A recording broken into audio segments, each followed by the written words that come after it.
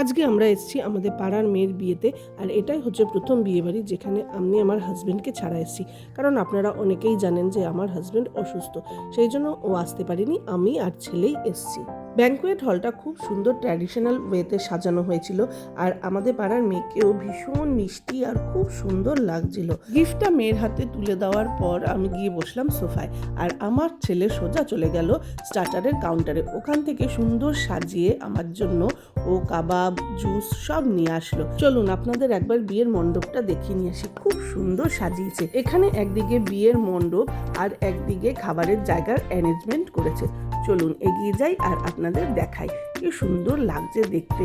আর lighting এর জন্য না জিনিসটা আরো যেন উজ্জ্বল লাগছে। দেখুন কি সুন্দর খাবারের কাউন্টারগুলো করেছে দুপাশে। আরো ওই যে দূরে দেখছেন ওইটাই হচ্ছে বিয়ের মণ্ডপ। যেহেতু পাড়ার মেয়ে বিয়ে, সেহেতু পাড়ার লোকজন তো থাকবেই, তাই চেনা লোকেদের সঙ্গে একটু গল্প সেরে নিই। আর আপনারা একবার দেখে নিন এই মণ্ডপটা কি সুন্দর সাজিয়েছে।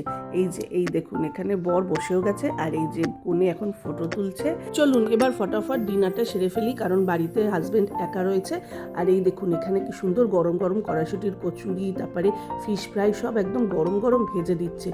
আর দারুণ স্বাদ কিন্তু খাবারের। এই যে আমি এখন আমার পাতে সমস্ত খাবার সাজিয়ে নিয়েছি। আর আপনারা তো জানেন মিষ্টির সঙ্গে আমার আড়ি, তাই মিষ্টির দিকে যাব না। আর আমরা খাওয়া দাওয়া করে এখন বাড়ি চলে যাব। আর এই যে কনে এখন বিয়ের মণ্ডপে যাচ্ছে। আর এখানেই আমি ব্লগ এন্ড করছি। টাটা।